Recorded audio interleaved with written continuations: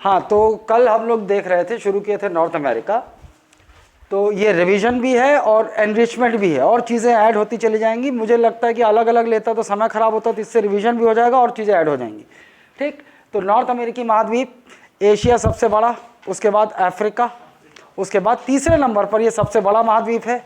Columbus ने इसे खोजा था, ठीक, निकला था भारत की खोज के लिए, पहुंच गया यहाँ। और यहाँ फिर इसीलिए जो यहाँ के लोगों को देखा तो इंडिया खोजने निकला था, वो सोचा इंडिया पहुंच गया, देखा लेकिन यहाँ लोग लाल लाल हैं, तो बोला वाओ रेड इंडियंस, तो इसलिए इनको रेड इंडियंस बोला जाने लगा। ठीक, तो ये नॉर्थ अमेरिकी महाद्वीप, इसको 4 भागों में, इसमें जो देश शामिल है इसको 4 भागों में बांटा जाता है। एक अलास्का, जिस पर किसका कंट्रोल है, किसके अंडर है, यूएसए। दूसरा कनाडा। तीसरा यूएसए, जो 50 देशों का समूह, अलास्का को मिलाकर 50 देशों के ग्रुप को अपन बोलते हैं संयुक्त राज्य अमेरिका, यानी कि यूनाइटेड स्टेट्स ऑफ अमेरिका। चौथा मैक्सिको, और यहाँ पर हम लोगों ने देखा था कैरेबियन कंट्रीज या West Indies group of islands, यहाँ देखा था हम लोगों ने। फिर उसके बाद ये जो गल्फ, ये जो बना हुआ है मैक्सिको, इसके नीचे ऐसे स्ट्रेच में साउथ अमेरिका द्वीप तक, इसको अपन क्या बोलते हैं, सेंट्रल अमेरिका ना। तो सेंट्रल अमेरिका में कौन कौन से देश शामिल थे, ग्वाटेमाला, फिर ऊपर सबसे ऊपर बेलिज, हालांकि वो मैप में आप उतना पोजीशन ध्यान नहीं दोगे चलेगा, वो सब नहीं पूछेगा आपसे ना। बेलिज, ग्वाटेमाला, निकारागुआ और कोस्टारिका और पनामा और हॉन्डुरस। तो कितने कंट्रीज हैं यहाँ पर, 7। एक कोई बचा है क्या, हाँ, एल सल्वाडोर। तो ये सेंट्रल अमेरिका के देश। फिर यहाँ हम लोग West Indies group of islands एक है, उतना इंपॉर्टेंट नहीं है, फिर भी प्यूर्टो रिको है, एक जमैका है आपका, एक आपका क्यूबा है। ठीक नीचे यहाँ पर क्यूबा है, क्योंकि यहाँ पर हम लोगों ने एक क्या देखा था, कौन सा स्टेट ऑफ फ्लोरिडा की जल संधि किसको किसको जोड़ती, ये क्या था, गल्फ ऑफ मैक्सिको की खाड़ी, ये है मैक्सिको, गल्फ ऑफ मैक्सिको। इधर आपका क्या है, ये पूरा इस साइड पैसिफिक, प्रशांत महासागर। ठीक, इधर आर्कटिक। यहाँ पर हम लोगों ने एक सागर देखा था, कौन सा, बेरिंग सागर। यहाँ हम लोगों ने देखा था बेरिंग सागर। सॉरी, बिफोर सी, बेरिंग इधर है। ये है आपका BEU, बिफोर सागर। ठीक, ये देखा था हम लोगों ने। अच्छा, यहाँ पर हम लोगों ने देखा था एक बेरिंग की जल संधि, यहाँ पर देखा था बेरिंग स्ट्रेट। ये कौन सी जल संधि है, बेरिंग स्ट्रेट, बेरिंग की जल संधि। और ये दो कौन से जलीय निकायों को अलग करती है, जोड़ती है, मतलब 2 वाटर बॉडीज को कनेक्ट करती। कौन सी, इधर चुकची और नीचे बेरिंग सी। अच्छा, कौन से 2 लैंड मास को अलग करती है ना। अगर 2 कॉन्टिनेंट बोलोगे तो एशिया को नॉर्थ अमेरिका से अलग करती है। अगर कंट्रीज बोलोगे तो रशिया का साइबेरिया रीजन, रशिया भी एक कंट्री है पूरा, रशिया को किससे अलग करती है, अलास्का से। और नीचे आ जाओ तो अलास्का को साइबेरिया, रशिया के साइबेरिया से अलग करती है। यहाँ तक क्लियर था, यहाँ भी पढ़ लिए थे। फिर उसके बाद ये जो है, यहाँ पर जो है लेब्राडोर सी है। यहाँ कौन सा सी है, लेब्राडोर सागर। फिर हम लोगों ने देखा था ये यहाँ पर कौन सा, सेंट लॉरेंस की खाड़ी, सेंट लॉरेंस बे देखा था, सेंट लॉरेंस की खाड़ी। फिर उसके बाद हम लोगों ने यहाँ पर क्या देखा था, कैरेबियन सी। फिर हडसन कहाँ देखा था, ये बे ऑफ हडसन की खाड़ी, बे ऑफ हडसन। मेरे ख्याल से इतना अपन कर लिए थे, फिर पहुंचना था अपने को। चलो, तो देशों के रूप में आपने देख लिया कि नॉर्थ अमेरिका महाद्वीप या नॉर्थ अमेरिकन कॉन्टिनेंट को 4 भागों में बांट दिया। अब हम देखते हैं इसका भौतिक विभाजन, है ना, इसका फिजिकल डिवीजन, है ना। फिजिकली इसको कितने डिवीजन में, कितने भागों में बांटा जाता है वो देखते हैं।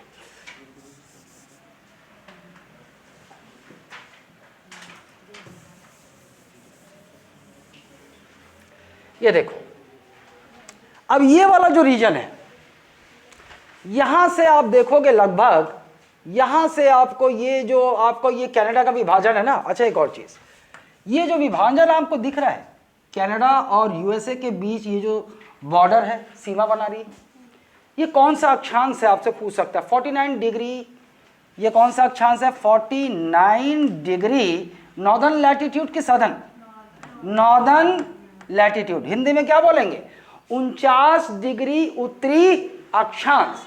इसका क्या काम है? तो क्या करता है, ये बीच से गुजरती है और ये जो है कनाडा और यूएसए को जो सीमा बनाती है, ये बॉर्डर, इंटरनेशनल बॉर्डर बनाती है। मतलब यहीं से आप देख लोगे कि ऊपर वाला भाग कनाडा है, नीचे वाला भाग यूएसए है।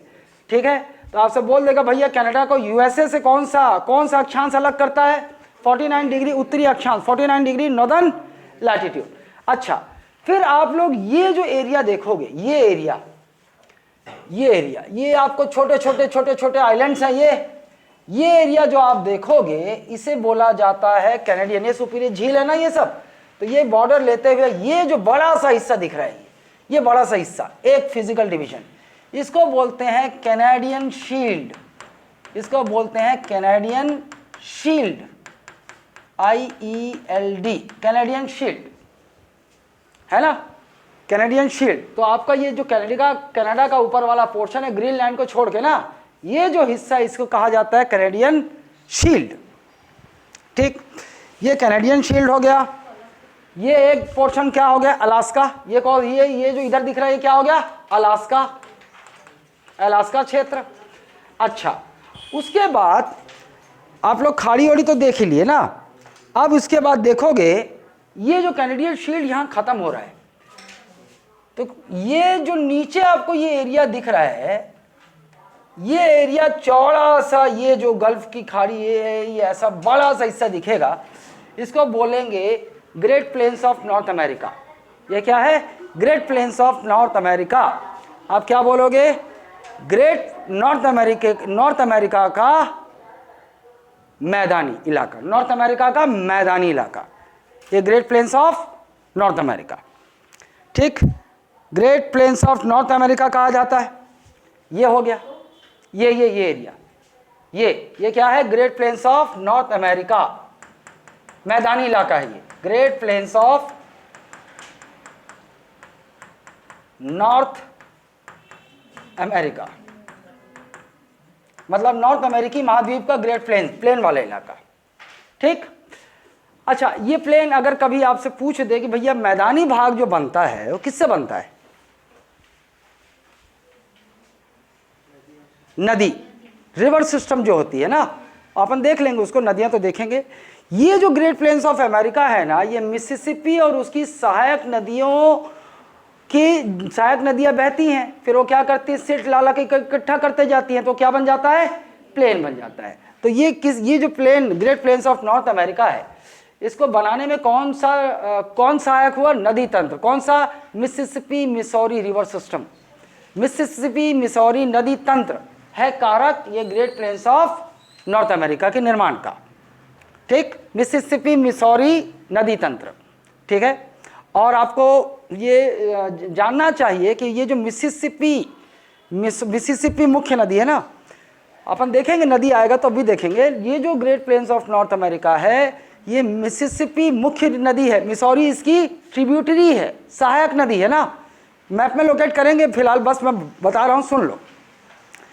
ये इसकी सहायक नदियों से ये नदियाँ जो है पहाड़ी क्षेत्रों से मिट्टी ला लाकर यहाँ इकट्ठा करती चले गई, और ये क्या बन गया? Great planes of North America. और नॉर्थ अमेरिका का सबसे बड़ा river system Mississippi Missouri river system है ना, सबसे बड़ा largest river system of North America Mississippi Missouri river system. North अमेरिकी महाद्वीप का सबसे बड़ा नदी तंत्र मिसिसिपी मिसौरी नदी तंत्र। ठीक, अब इधर ध्यान से सुनो, ये जो आपका पश्चिमी सीमा है, ये पश्चिमी सीमा, मेरे ख्याल से मैं इसको मिटा सकता हूं ना, यहां मुझे बनाना है कुछ, ये मिटा देता हूँ। ये जो पश्चिमी सीमा आपको दिख रहा है अलास्का से लेकर ये जो दिख रहा है ना आपको, ये इधर कौन सा राज्य है? कैलिफोर्निया है। इधर कौन सा राज्य है? कैलिफोर्निया। तो ये जो बीच में आपको दिख रहा है ना खाड़ी टाइप का, ये गल्फ ऑफ कैलिफोर्निया है। ये क्या है? कैलिफोर्निया की खाड़ी, गल्फ ऑफ कैलिफोर्निया। कैलिफोर्निया ये क्या है? कैलिफोर्निया की खाड़ी। ये जो बीच में गैप दिख रहा है ना, ये तो यहां पर एक पर्वतों की श्रृंखला है, समानांतर पर्वतों की श्रृंखला। क्या बोल रहा हूं मैं? Parallel series of mountains. ये जो नॉर्थ अमेरिका का ये जो पश्चिमी सीमा है, यहां पर एक से अधिक बहुत सारे समानांतर पर्वत, समानांतर समझ रहे हो ना? पैरेलल, पैरेलल समानांतर पर्वतों की एक श्रृंखला है ना? A chain of parallel mountain lies on the western और the eastern coast of Pacific Ocean. ऐसा समझ रहे हो ना? Western part of North America, North America के पश्चिमी भाग में, पश्चिमी सीमा में। लेकिन अगर प्रशांत महासागर बोलूं तो प्रशांत महासागर का कौन सा भाग है? ईस्टर्न कोस्ट है, ईस्टर्न कोस्टल एरिया है। ठीक, अब यहां पर हम ध्यान से देखते हैं,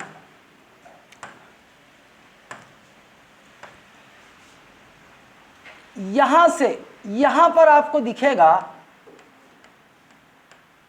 लॉन्ग चेन में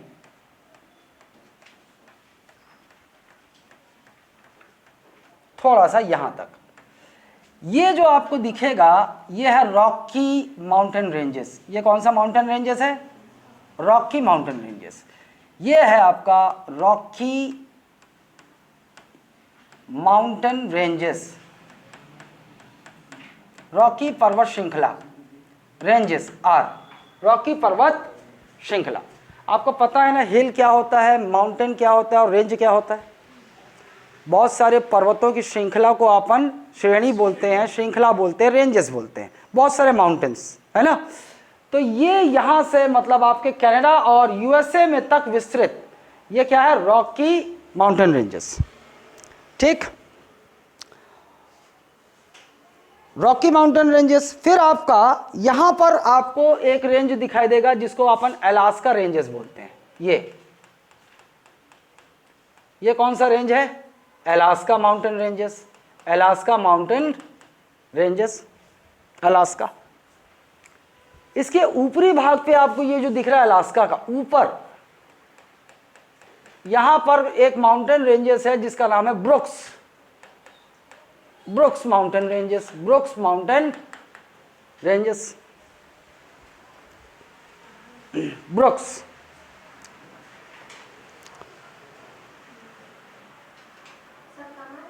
ब्रुक्स अलास्का में ऊपर बनाया ना पगली। ठीक, अब इसके बाद देखो आप कंफ्यूज हो जाओगे, होगा क्या कि बहुत सारे लोग इसको क्या बता देते हैं कि ये जो माउंटेन रॉकी माउंटेन रेंजेस है इसको यहाँ से यहाँ तक कुछ और बोलते हैं, यहाँ से यहाँ तक कुछ और बोलते हैं। बात ऐसी नहीं है।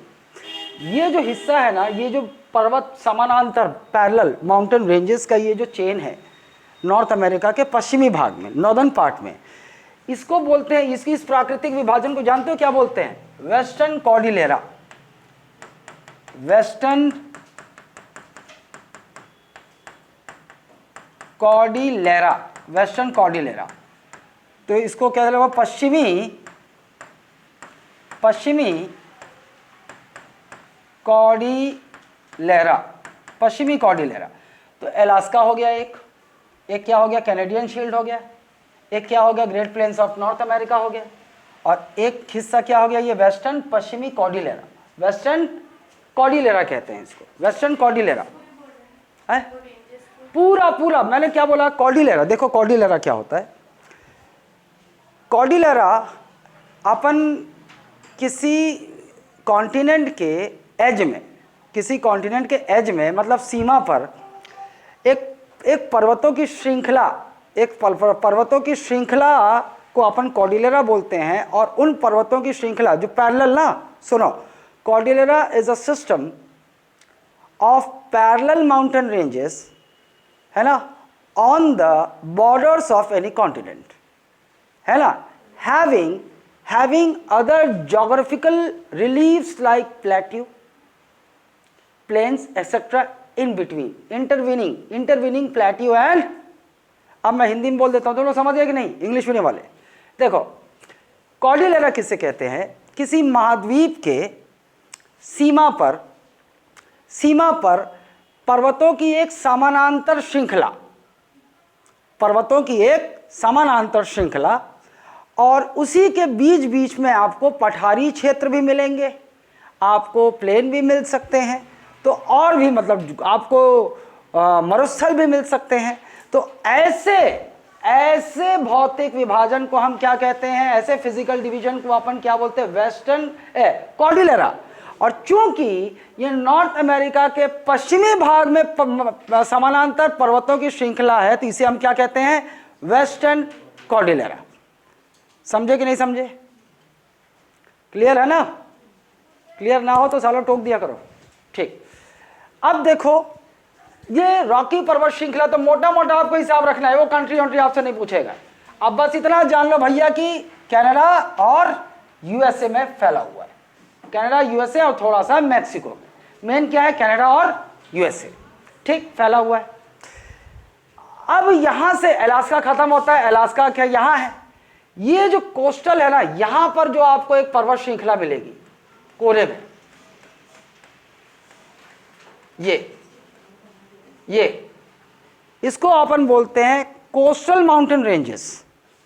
कोस्टल माउंटेन, हिंदी में भी वही लिखो, coastal mountain ranges, coastal ranges. इसको क्या बोलेंगे अपन? Coastal mountain ranges. कनाडा और ये फैला हुआ ना थोड़ा अमेरिका तक, यूएसए तक ना, कोस्टल माउंटेन रेंजेस। इसका विस्तार आप जान गए, पूरी की पूरी तरह से कनाडा में नहीं है, कनाडा में है और यूएसए फैला हुआ है ये। ठीक, मैंने बोला ना समानांतर पर्वत श्रृंखला है, रॉकी इधर है, इधर कोस्टल रेंजेस। फिर उसके बाद रुको, इसको मैं यहां तक लिया, सॉरी थोड़ा यहीं खत्म कर दो ना, ये कनाडा में है, बस इसको थोड़ा सा स्ट्रेच यहां काट दो। कोस्टल माउंटेन रेंजेस मतलब ये यहां तक, ये आपका हो गया कोस्टल माउंटेन रेंजेस। उसके बाद ये जो कोस्टल पर्वत श्रृंखला है, इसकी एक ऊंची चोटी है, अलास्का की सबसे ऊंची चोटी, ये अलास्का है, अलास्का की सबसे ऊंची चोटी, अलग कलर ले लेता हूं, अलास्का की ये डॉट लगा रहा हूं ना, मतलब ये इस पर्वत श्रृंखला की सबसे ऊंची चोटी लिखने जा रहा हूं ना। अलास्का पर्वत श्रृंखला क्या है? माउंट डेनाली, लेकिन और उसे क्या कहा जाता है? माउंट मैकिनली, और उसे अभी क्या कहा जाता है? माउंट डेनाली, उसका नया नामकरण हो गया है ना। ये जो अलास्का पर्वत श्रृंखला है, इसकी सबसे ऊंची चोटी का नाम क्या है? Mount McKinley, mount McKinley. लेकिन इसके आजकल इसको बुलाया जाता है माउंट डेनाली, माउंट डेनाली, ऐसा देनाली, ऐसा लिखा है हिंदी में, देनाली, माउंट डेनाली। अलास्का की सबसे ऊंची चोटी माउंट डेनाली, ठीक। और ब्रुक्स रेंज की माउंट स्टो, यहाँ की सबसे ऊंची चोटी माउंट स्टो, यहाँ की सबसे ऊंची चोटी माउंट, अरे यार कलर अलग होना चाहिए था, चलो समझ जाओगे ना, ये लो माउंट स्टो, समझ गए कैसे लिखना हिंदी में, माउंट स्टो, ठीक। फिर ये जो कोस्टल रेंज है, इसकी सबसे ऊंची चोटी माउंट है वेलिंगटन कि माउंट लोगन, माउंट लोगन, इसका सबसे ऊंची चोटी का नाम क्या है? माउंट लोगन। लिखो अभी सही, लोगन, माउंट लोगन।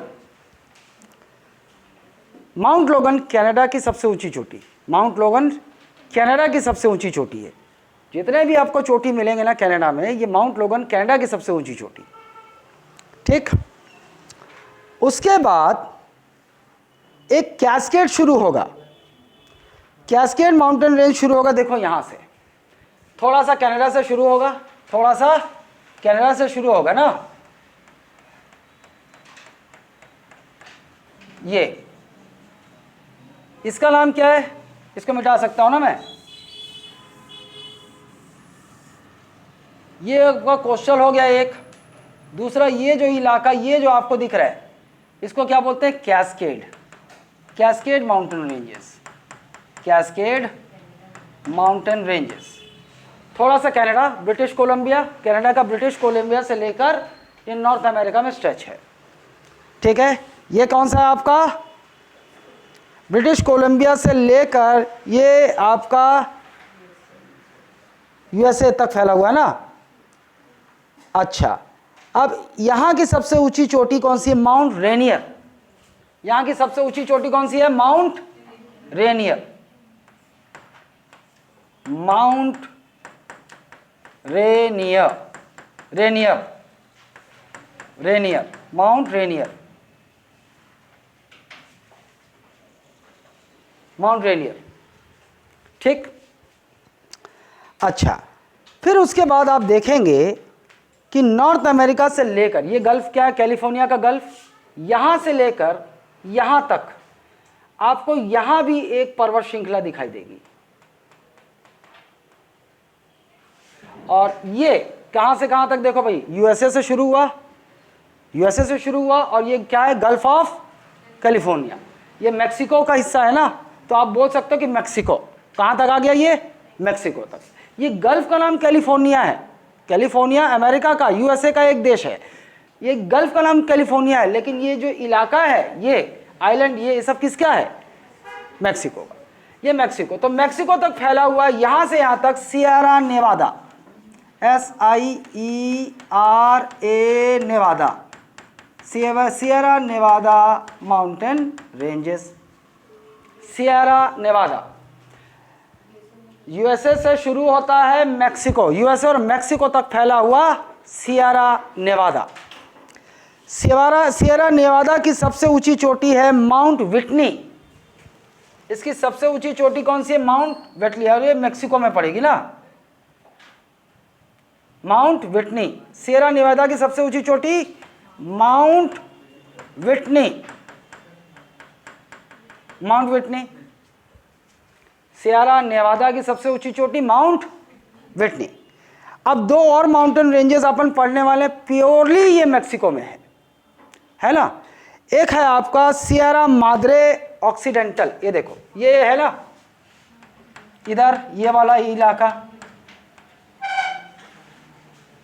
ये क्या है, सियरा, समझ गए, सियरा ऐसे ही लिखोगे, Sierra Madre, Sierra Madre occidental. आप लोग हिंदी में कुछ नहीं लिखोगे, यही लिखोगे occidental, Sierra Madre occidental.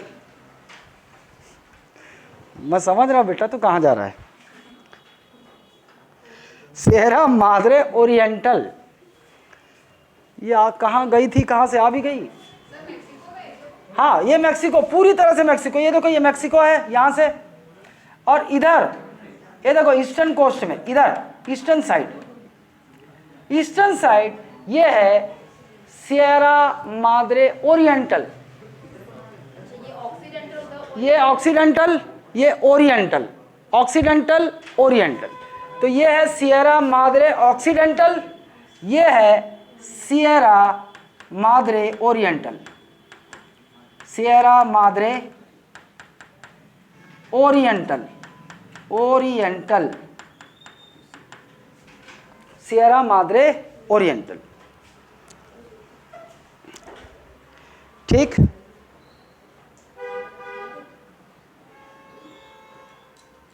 सियरो मोहिनोरा, Sierra Madre की सबसे ऊंची चोटी, सियरे माद्रे ऑक्सीडेंटल की सबसे ऊंची चोटी है ना, लिखो सेरो मोहिनोरा, लिख रहा हूँ। अब ऐसा ऐसा नाम है, ये देखो ये है ना, ये इधर लिख रहा हूँ मैं, सेरो मोहिनोरा, सेरो मोहिनोरा। और सियरा माद्रे ओरिएंटल का सेरो सैन राफेल, इसका सबसे ऊंची चोटी सेरो सैन राफेल। मैं आपको पढ़ाने को पढ़ा तो दे रहा हूं, लेकिन मैं आपको बता दूं इंपॉर्टेंट क्या क्या है। अलास्का का माउंटेन पीक पता होना चाहिए आपको, रॉकी माउंटेन का पर्वत अभी आने वाले हैं, ये पता होना चाहिए आपको, है ना। और ये जो आपको ये उतने मतलब ये सेकंड स्टेज पे रख दो इसको, क्योंकि क्या है कि हमारे जो सिलेबस जो हमको CGPSC कवर करता है उसमें वर्ल्ड ज्योग्राफी को थोड़ा वीक रखता है वो, लेकिन फिर भी आपके व्यापम में आ जाता है। तो व्यापम में अगर आप जा रहे हो तो व्यापम में आप उम्मीद कर सकते हो ये सब सारे क्वेश्चंस की ना। ठीक है, ओरिएंटल सेरो सैन राफेल, हाँ सैन, SAN सैन। अच्छा, रॉकी पर्वत की सबसे ऊंची चोटी माउंट है डेनाली, माउंट एल्बर्ट, इसकी सबसे ऊंची चोटी माउंट एल्बर्ट। ये लिख रहा हूं मैं, कलर ही बदल देता हूं यार, Mount Elbert, Mount Elbert, Mount Elbert. और ये चोटी USA के कौन से देश में पड़ेगी? Colorado, Colorado, Colorado. USA के कौन से देश में ये चोटी पड़ेगी? Colorado, Colorado. ये भी आपसे पूछा जा सकता है। माउंट एल्बर्ट ये USA संयुक्त राज्य अमेरिका के कौन से देश में पड़ेगा? कोलोराडो। ठीक, हाँ हाँ, कनाडा, कनाडा के पोर्शन में। ठीक, फिर थोड़ा सा कनाडा से लेते हुए अपन कनाडा से कैस्केड, कैस्केड कहाँ तक है? यही अमेरिका, थोड़ा सा कनाडा ऊपर का लिया, ये ब्रिटिश कोलंबिया एरिया है ना। अगर आपसे पूछे कि कैस्केड माउंटेन रेंज कनाडा के कौन से क्षेत्र में, तो ब्रिटिश कोलंबिया, ब्रिटिश कोलंबिया से USA तक फैला हुआ है। ठीक, उसके बाद USA के एरिया लिया और USA से मैक्सिको तक फैला हुआ है सियरा नेवादा। और ये दोनों माउंटेन रेंज प्योरली मैक्सिको में है, ये वेस्टर्न पार्ट में है और ये ईस्टर्न पार्ट में। क्लियर है यहाँ तक, है ना। अलास्का की सबसे ऊंची चोटी माउंट मैकिनली, और वर्तमान में इसे किस नाम से जाना जाता है? माउंट डेनाली, है ना, माउंट डेनाली। ब्रुक्स रेंज की माउंट इस्टो, माउंट इस्टो। फिर उसके बाद रॉकी पर्वत श्रृंखला सबसे इधर, वेस्टर्न कॉल्डेरा का सबसे ईस्ट में कौन सा है? रॉकी पर्वत श्रृंखला, ये सबसे ईस्ट में है ना। इसके इधर हमें पर्वतों की एक पैरेलल श्रृंखला दिखाई दे रही। तो कनाडा में कौन सी एक पर्वत श्रृंखला? रॉकी, कनाडा और USA में फैला हुआ है ना। और थोड़ा सा आप मैक्सिको भी ले लोगे, लेकिन दो अगर देश पूछेगा तो आपको पता है प्रॉपरली, कनाडा एंड USA। ठीक, इसके और इधर चले जाते हैं तो वेस्टर्न कोस्ट में आपको कोस्टल माउंटेन रेंजेस मिलेगा। प्योरली ये कहाँ तक फैला हुआ है? कनाडा, कनाडा में फैला हुआ है ना, कनाडा में फैला हुआ है कोस्टल माउंटेन रेंजेस। इसकी सबसे ऊंची चोटी माउंट लोगन, माउंट लोगन। उसके बाद जो दूसरे लेयर पे आती है, मतलब आप ऐसा भी पूछ सकते हैं ना, सबसे पहले क्या आया? कोस्टल, उसके बाद कौन सा है? कैस्केड, उसके बाद कौन सा है? सियरा नेवादा, और वेस्टर्न में से उसके बाद सबसे आखिरी में सियरा माद्रे ऑक्सीडेंटल। ऐसे भी एक क्वेश्चन बन सकता है, मैपिंग ऐसे ही बनता है क्वेश्चन। तो सबसे उत्तर में, नॉर्थ अमेरिका के सबसे उत्तर में, सबसे उत्तर बोल दिया तो सबसे उत्तर अलास्का।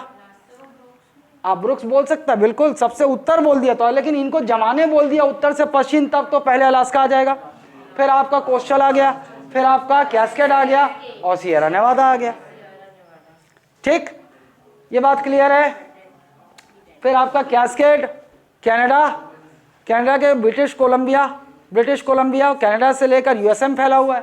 फिर कोस्टल के बाद आपका सियरा नेवादा USA और मैक्सिको, USA और मैक्सिको तक फैला हुआ है, USA और मैक्सिको तक फैला हुआ है सियरा नेवादा। और मैक्सिको में दो आपका, इधर सियरा नेवादा ऑक्सीडेंटल, इधर Sierra Nevada Oriental. Sierra Nevada की सबसे ऊंची चोटी सेरो मोहिनोरा, मोहिनोरा वो भी मोहिनोरा है ना, मोहिनोरा। और इधर राफेल, इतना काफ़ी है। आपको कौन से लिखना है मेंस में, इधर मोहिनोरा, सियरा नेवादा ऑक्सीडेंटल और सियरा नेवादा ओरिएंटल, राफेल, हो गया खत्म। रॉकी माउंटेन श्रृंखला की सबसे ऊंची चोटी कौन सी, माउंट एल्बर्ट। और ये कौन से देश में स्थित है ये चोटी, कोलोराडो यार, कोलोराडो है ना, ये कोलावेरी आता है मेरे ध्यान में। हाँ ठीक, ये हो गया आपका इधर का इलाका। अब आइए, ये तो आपको पता है डेनमार्क जो है फिजिकली ये नॉर्थ अमेरिका कॉन्टिनेंट का पार्ट है, लेकिन हाँ ग्रीनलैंड, ये ग्रीनलैंड है ये ना, ग्रीनलैंड। और पॉलिटिकली ये किस देश का अधिकार में है, डेनमार्क, ठीक है ओके। लैब्राडोर सी, लैब्राडोर सी इसको इसलिए बोला जाता है कि यहीं से आप लैब्राडोर की ठंडी जलधारा आती है, आर्कटिक ओशन से पैदा होती है, लैब्राडोर बहती है, यहाँ पर ठंडी जलधारा हरा कलर, यहाँ से जो आर्कटिक ओशन से पैदा होती है ये लैब्राडोर जलधारा, ये कौन सी है, लैब्राडोर करंट, लैब्राडोर करंट, ठीक। अच्छा एक और चीज, इधर अब मैं दूसरा मैप ले लेता हूँ ना, ये हो गया है, ये भर गया है, तो दूसरा मैं इस्तेमाल कर लेता हूँ। आई हाँ आ गया। ये करंट हम लोगों ने देखा था, आर्कटिक महासागर से करंट पैदा होती है जो इधर आती है, या और ये कौन सी करंट है, लैब्राडोर करंट। इसीलिए यहाँ पर ये जो इलाका है ये, इसको क्या बोला जाता है, लैब्राडोर सी, लैब्राडोर सी है ना। ये bay of Hudson, bay of Hudson, ये bay of Saint Lawrence, L लिख देता हूं, ठीक। ये तो आप जानते हो, गल्फ ऑफ मैक्सिको, ठीक। एक ठंडी जलधारा और आती है, कौन सी, अगर आपको याद होगा तो एक गर्म जलधारा आती है जो, अरे यहां पर कौन सी, नॉर्थ पैसिफिक इक्वेटोरियल करंट चलती है पैसिफिक ओशन में, यहां पर पैदा होती है, याद आ रहा है, पैसिफिक ओशन में। अरे इक्वेटर चाहे जो भी हो भाई, इक्वेटर यहां पर है ना, यहाँ इक्वेटर है, तो यहाँ पर कौन सी, ये और ये पैसिफिक ओशन है, तो कौन सी, आपको पता है इक्वेटर के पास कौन सी जलधारा पैदा होती है, गर्म वाली। और पैसिफिक ओशन में बन रहा है यहाँ पर, पैसिफिक ओशन इसके नीचे है ना, समझ लो यहाँ पर क्या बन रहा है, नॉर्थ पैसिफिक, नॉर्थ हिस्से में बन रहा है, तो नॉर्थ पैसिफिक इक्वेटोरियल करंट। फिर ये ऊपर जाता है, ये बट जाता है, एक आपको याद होगा ये ऊपर जाता है, तो ये गर्म जलधारा कौन सी, ओआशियो है क्या, किरोशियो, किरोशियो आगे आता है, किरोशियो और गल्फ स्ट्रीम, किरोशियो एक गर्म जलधारा ठंडी जलधारा मिलते हैं, फिर किरोशियो ठंडी जलधारा है, और ये दोनों मिलते हैं, फिर आगे कौन सी जलधारा, कैलिफोर्निया के इधर बगल में आती है, तो ये ठंडी जलधारा बन जाती है, इसका क्या बोलते हैं अपन, कैलिफोर्नियन करंट, कैलिफोर्निया है ना इधर, तो इसको क्या बोलते हैं, कैलिफोर्नियन। मतलब तुम लोग करंट भी भूल गए हैं, याद है करंट, तुम लोग क्यों घूम रहे पता है, असल में तुम लोगों को वर्ल्ड मैप में वो करंट बताया था मैं, बीच में इधर पैदा हो रही, तुम लोग इसलिए घूम गए हो कि पैसिफिक ओशियन ना वो एशिया के इधर और आधा इधर और आधा इधर, लेकिन जब अपन दोनों को जोड़ के पढ़े थे तो उसको समझे थे, और तुम लोग अभी क्या हो रहा है, अलग अलग हो गया है, एक पैसिफिक उधर दिख रहा है, एक पैसिफिक अभी दिख ही नहीं रहा इधर, तो तुम लोग को ठीक है मैं बाद में रिवाइज करा दूंगा, फिलहाल के लिए ये जानो। इधर नॉर्थ अमेरिका के ईस्टर्न पार्ट में कौन सी ठंडी जलधारा बह रही, इधर ग्रीनलैंड और इसके बीच में, कनाडा के बीच में, लैब्राडोर। और नॉर्थ अमेरिका के पश्चिमी सीमा में कौन सी ठंडी जलधारा बह रही, कैलिफोर्नियन करंट, ठीक। अच्छा आप लोगों ने ये पढ़ा है ना, क्वेश्चन भी आपको मैं दिया था कि विश्व में मरुस्थलीय इलाका, मरुस्थल डेजर्ट, ये अधिकांश महाद्वीपों के पश्चिमी हिस्से में इनका निर्माण होता है, बोला था, बताया था, है ना। डेजर्ट का निर्माण, मरुस्थलों का निर्माण, कोई भी महाद्वीप हो, लगभग हमको वो उस महाद्वीप के वेस्टर्न पार्ट में दिखाई देता है, पश्चिमी भाग में। उसका सबसे देखो कारण, अगर आपसे कोई ये पूछे कि भाई ऐसी क्या बात है कि महाद्वीपों के पश्चिमी भाग में बड़े बड़े मरुस्थलों का निर्माण हुआ है, तो ये क्या कारण है इसका? तो भैया सबसे बड़ा कारण तो है व्यापारिक पवने, ट्रेड विंड्स है ना। ऊपर कौन सा है? नॉर्थ ईस्ट ट्रेड विंड्स, नीचे साउथ वेस्ट ट्रेड विंड्स हैं। व्यापारिक पवने जो ऊपर नॉर्थ ईस्ट की दिशा में चलती है, इसको नॉर्थ ईस्ट ट्रेड विंड्स बोलते हैं। और जो इक्वेटर के इस साइड, भूमध्य रेखा के इस साइड, उसको क्या बोलते हैं? साउथ वेस्ट ट्रेड विंड्स बोलते हैं। ठीक, ये बहुत बड़ा कारण है। क्यों? क्योंकि इधर से जब वो ट्रेड विंड चलती हैं इस साइड से, तो क्या करती हैं, ये इधर अटलांटिक ओशन है, अटलांटिक ओशन से वो पवने निकलती हैं, तो यहाँ का मॉइस्चर अपने साथ लेकर चलती हैं। मॉइस्चर साथ में लेकर चलती, किसी महाद्वीप से टकराएंगी तो क्या होगा भैया? भाई जब भी कोई भूभाग पवन चली, मॉइस्चर लेके चली, है ना, और आपको पता है कि इधर से गर्म जलधारा निकलेगी, गर्म जलधारा निकलती है लेके, गर्म रहेगा ना बीच में, ठंडी तो वो ऊपर से जो भरने के लिए आती वो ठंडी होती, इधर इक्वेटर से इधर गर्म जलधारा निकलती, वो निकलती है। तो गर्म जलधारा जहाँ होगी तो वहाँ क्या होगा? गर्मी पड़ेगी तो इवापोरेशन होगा, वाष्पीकरण होगा तो ऊपर जाके ठंडा होगा, वो ऊपर जाके ठंडा होगा तो बादल बनेगा, कंडेंस होगा, संघनन होगा तो बादल बनेगा। बादल बन के फिर क्योंकि उसकी दिशा ऐसी है तो बादल बन के उस दिशा में आ जाएगा, व्यापारिक पवनें आएंगी और क्या होगा? जैसे ही तट से टकराएंगी तो इस हिस्से में पानी गिरा देंगी, पानी गिर जाता है। पेड़ पौधे भी होते हैं, वो भी आकर्षित कर लेते हैं, और कोई भी तटीय इलाके में जाएगा तो टेम्परेचर का डिफरेंस हो जाता है तो पानी गिर जाता है। फिर वो यहाँ तक पहुँचते पानी खत्म, सारा मॉइस्चर खत्म, तो पानी नहीं गिरा पाती। एक कारण तो, पहला एक कारण तो जान गए आप कि महाद्वीपों के पश्चिमी भाग में मरुस्थल का मेन कारण क्या है? ट्रेड विंड्स, व्यापारिक पवने, है ना। The main factor responsible for the creation of desserts on the western part of continents is trade winds. Clear है? अब एक और चीज देखते हैं भाई, ये क्या, कौन सी पश्चिमी हिस्से में कौन सी जलधारा बह रही? ठंडी। ठीक, ठंडी जलधारा बह रही है, इसका मतलब वहां पर टेम्परेचर हाई होगा कि लो होगा? लो होगा ना, लो होगा, टेम्परेचर लो। ठंडी जलधारा मतलब ये उतर रही है ना, कहाँ से उतर रही? ऊपरी हिस्से से आ रही है, नीचे की ओर उतर रही है। भाई क्यों नीचे की ओर उतर रही है? क्यों? क्योंकि वह हैवी है ना। आपको पता है ना, हवा गर्म होती तो हल्की होती ऊपर जाती है, ये तो ऑलरेडी ठंडी है, मतलब इसमें मॉइस्चर होगा, मतलब ये नीचे की ओर लैंड करेगी, नीचे की ओर आएगी ना, भारी है तो नीचे की ओर उतर रही है। और जो पवने जो नीचे की ओर उतर रही हैं तो वो या तो ठंडी होंगी तभी उतरेंगी, नीचे की ओर आएंगी ना, गर्म होगी तो ऊपर जाएगी, वो नीचे उतर रही, और नीचे उतरती हुई जो करंट होगी वो बादल बना पाएगी क्या? वो बादल नहीं बना पाएगी, तो पानी भी नहीं गिरेगा। तो एक और कारण, दूसरा क्या है?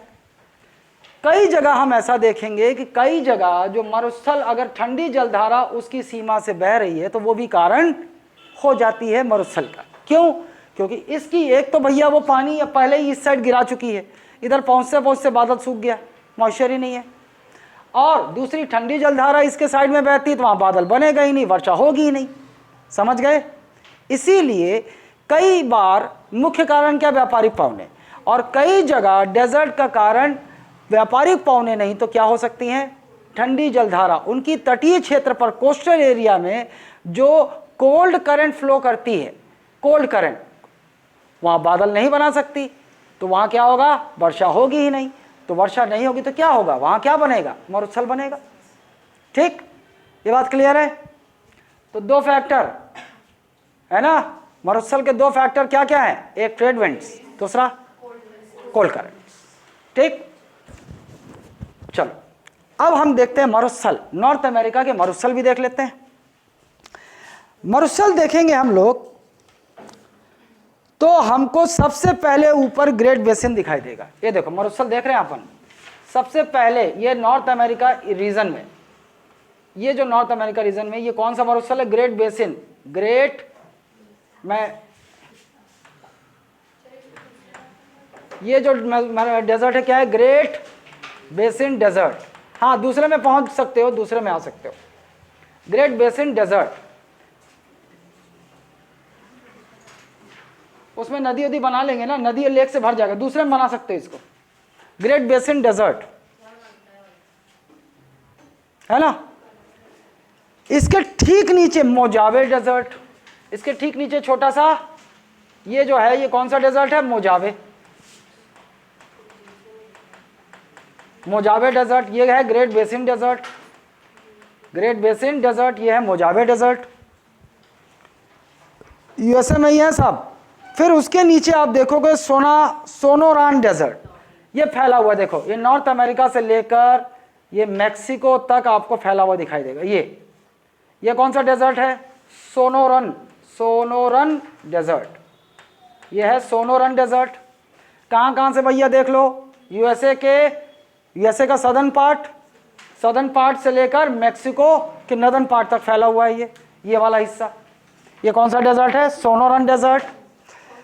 सोनोरन, ये अरे पगली, ये अभी तक नहीं जानी, ये मैक्सिको है, सोनोरन डेजर्ट। ठीक, फिर आप देखोगे यही सोनोरन से ऐसे पैरेलल लगा हुआ नॉर्थ अमेरिका और यहां तक फैला हुआ एक डेजर्ट है, इसका नाम है चिहुआहुआन।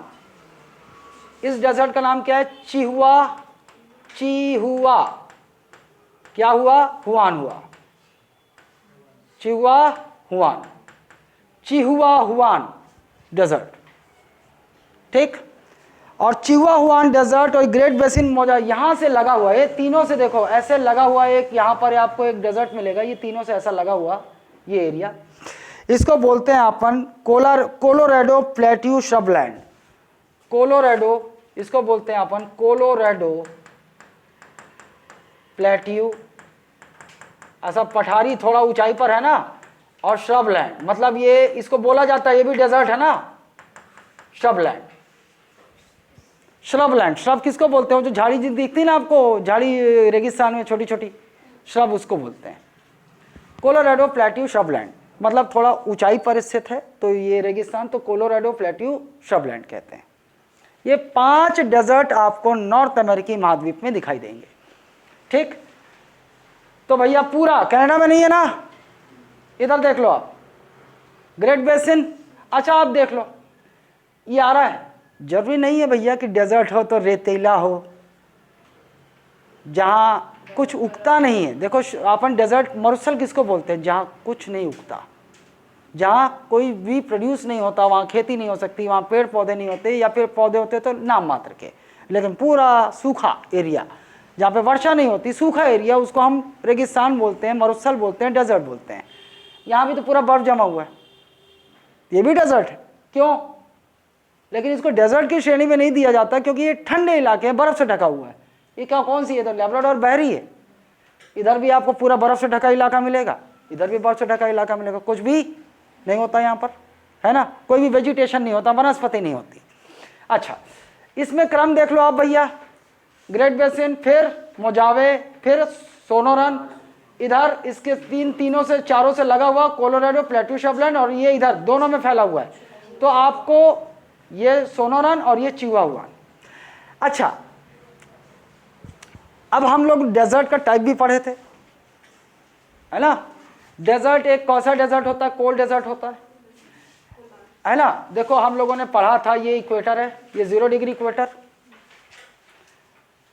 भाई, 0 डिग्री, ये इधर से 23 हाफ नॉर्थ उत्तरी अक्षांश, फिर ये पढ़ा था 23 हाफ दक्षिणी अक्षांश। मैं लिख नहीं रहा हूँ क्योंकि मैं आइडिया मैं समझा चुका हूँ, इसको आपको पता है, मैं उम्मीद कर रहा हूँ आपसे ना। तो 23 हाफ से लेकर ऊपर 40 डिग्री नॉर्दर्न लैटिट्यूड उत्तरी अक्षांश, नीचे 40 डिग्री सदर्न लैटिट्यूड दक्षिणी अक्षांश। इस बीच में अगर इन अक्षांशों के बीच में आपको कोई भी रेगिस्तान मिलता है, इसको हम कौन सा रेगिस्तान बोलते हैं? सब ट्रॉपिकल डेजर्ट बोलते हैं, हिंदी में उष्ण कटिबंधीय मरुस्थल क्या बोलते हैं? उष्ण कटिबंधीय मरुस्थल ट्रॉपिकल डेजर्ट। फिर एक कोल्ड डेजर्ट होता है भाई, 40 डिग्री के ऊपर इधर कोई भी डेजर्ट हमको दिखेगा वो कोल्ड डेजर्ट हो गया, है शीत मरुस्थल हो गया। इसके नीचे भी 40 डिग्री के इधर जो भी मरुस्थल मिलेगा कैसा मरुस्थल हो गया, शीत मरुस्थल हो गया। फिर एक मरुस्थल हम लोगों ने क्या देखा था, कोस्टल तटीय मरुस्थल, कोस्टल भी देखा था, कई कोस्ट पर कुछ मरुस्थल बनते हैं उनको भी देखा था हम लोगों ने, है ना, यही देखा था ना मरुस्थल।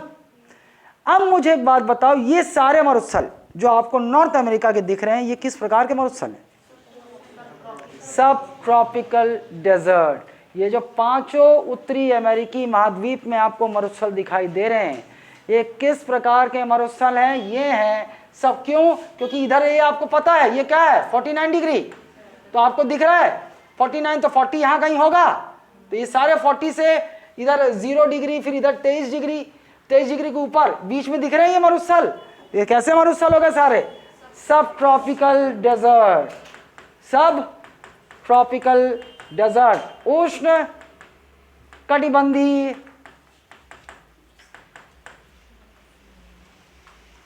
मरुस्थल, मरुस्थल या आधा सा लिख दूं मरुस्थल, क्लियर है।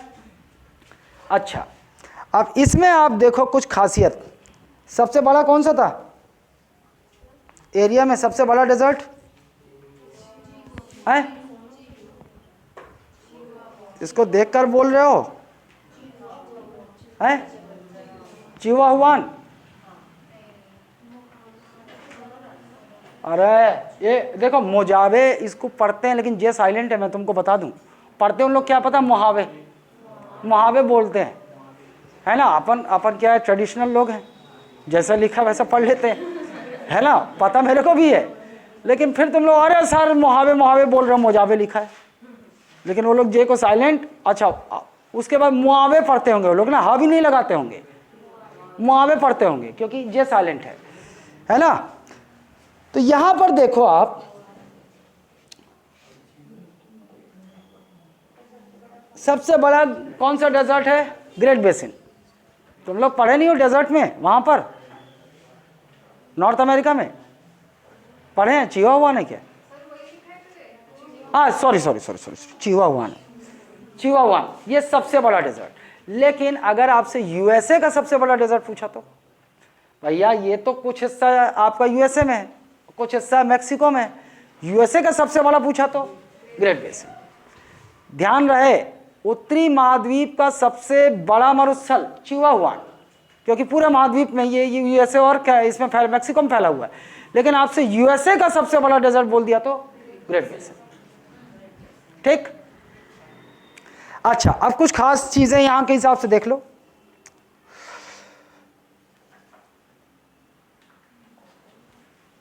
ये डेजर्ट आपको पता है कि इधर रॉकी पर्वत श्रृंखला है, इधर आपका कौन सा कैस्केड है, तो ये जो आपको ये पूरे डेजर्ट आपको दिख रहे हैं, क्या ये ट्रेडविंड की वजह से बना है, एक कारण हो सकता है, बिल्कुल हो सकता है। क्यों, देखो होता क्या है कि मॉइस्चर लेके आया, इधर रॉकी माउंटेन से टकराया, पानी इधर ही गिर गया, इधर ही गिर गया, पानी इधर के लिए बचा ही नहीं, बादल इधर पहुंचा ही नहीं। इधर से भी अगर बादल है तो कोई मॉइस्चर लेके मान लो इधर से आया, तो मॉइस्चर लेके तो एक तो पहली बात तो ये रोक दे रहा है कैलिफोर्नियन करंट, अगर लेके भी आता तो इधर भी तो श्रृंखला है पर्वतों की, वो उधर बादल टकरा के उधर गिर जाएगी। यहाँ पर उससे ही होगा ना, व्यापारिक पवनों से बारिश हो नहीं पा रही। और हम जानते हैं कि अगर पर्वत के इधर पर्वत अगर बादल रोक रहा है और उसके इधर उसकी वजह से बारिश नहीं हो रहा है तो इसको हम क्या बोलते हैं, रेन शेडो बोलते हैं, हिंदी में क्या बोलते हैं, वृष्टि छाया। तो ये जो डेजर्ट हैं इन्हें हम रेन शेडो डेजर्ट कह सकते हैं। ये जो डेजर्ट आपको नॉर्थ अमेरिका के दिख रहे हैं ना, इन्हें हम क्या कहेंगे, वृष्टि छाया मरुस्थल, वृष्टि छाया मरुस्थल या rain shadow desert. Rain shadow area से अगर जो नहीं समझा होगा समझ लो, रेन शेडो किसको बोल रहा हूं। मान लो ये एक पर्वत है, जैसे हमारे छत्तीसगढ़ में होता है कवर्धा साइड, मान लो इधर कवर्धा है, इधर कबीरधाम जिला है, इसके पश्चिमी साइड ये कौन सा मैकाल पर्वत श्रृंखला है, और हमारा मानसून जानते हो अरब की खाड़ी से आता है, ऐसे कौन सा साउथ, कौन सी दिशा, साउथ ईस्ट, साउथ ईस्ट ऐसे आ रहा है ना, ऐसे आता है मानसून, ऐसे आता है, ऐसे आता है, आगे बढ़ता है तो साला वो यहाँ टकरा जाता है, यहाँ मैकाल पर्वत श्रृंखला में बादल टकरा जाते हैं, पूरा पानी इस साइड मध्य प्रदेश में गिरा देते हैं, इधर पानी गिर नहीं पाता। तो कबीरधाम तो जो पर्वत के उस पार वाले क्षेत्र जहाँ उस पर्वत की वजह से पानी नहीं गिर पा रहा क्योंकि बादल उसके उस साइड पानी गिरा दे रहे हैं, तो ये जो इसके इधर जो क्षेत्र बनता है इसको हम क्या बोलते हैं, वृष्टि छाया क्षेत्र। क्या बोलते हैं इसे, वृष्टि छाया क्षेत्र, रेन शैडो रीजन। तो वो जो माउंटेन हम लोगों ने देखा नॉर्थ अमेरिका के, इनके इधर भी रॉकी पर्वत श्रृंखला है, इधर भी पर्वत श्रृंखला है, उधर कुछ हद तक आपको देखेगा, यहाँ तक ये कोस्टल है ना, यहाँ कुछ नहीं है, कोस्ट चाहिए तो कोस्टल बोल दिए इसको। फिर जब हमारा डेजर्ट शुरू हो जाता है तो भैया इधर हम लोगों ने क्या देखा, कैस्केड देखा, कैस्केड के बाद इधर सियारा नेवादा शुरू हो जाता है, और इधर आप देख रहे हो पर्वत श्रृंखला जो यहाँ से चली आ रही है रॉकी। इसीलिए तो इस क्षेत्र को क्या बोल रहे हैं हम लोग, वेस्टर्न कॉर्डिलेरा। नॉर्थ अमेरिका का एक फिजिकल डिवीजन का नाम क्या है, पश्चिमी कॉर्डिलेरा। कॉर्डिलेरा क्या होता है, पर्वतीय श्रृंखलाओं का वो तंत्र, वो तंत्र जो किसी महाद्वीप के सीमा पर बनता है, किसी सीमा पर पर्वतीय श्रृंखलाओं पैरेलल समानांतर पर्वतीय श्रृंखलाओं से बना हुआ तंत्र, जिसके बीच बीच में आपको पठार, मरुस्थल ऐसे क्षेत्र देखने को मिलते हैं, इसी को कॉर्डिलेरा बोलते हैं। चूंकि ये नॉर्थ अमेरिका के वेस्टर्न पार्ट में है तो इसका नाम क्या पड़ गया, वेस्टर्न कॉर्डिलेरा। चूंकि ये पैसिफिक कोस्ट से लगा हुआ है तो इसको अपन पैसिफिक कॉर्डिलेरा भी बोल देते हैं। इसका और क्या बोल सकते हैं अपन, प्रशांत कॉर्डिलेरा। हिंदी में क्या बोलेंगे, प्रशांत कॉर्डिलेरा, और इंग्लिश में क्या बोलेंगे, पैसिफिक कॉर्डिलेरा। समझ रही हो उन्होंने। और ये कहाँ गए रे तीनों, फिर गायब हो गए साले एक दिन चेहरा दिखा के। आप क्या है, आए थे तो 7 बजे क्या कहीं जाना होता है।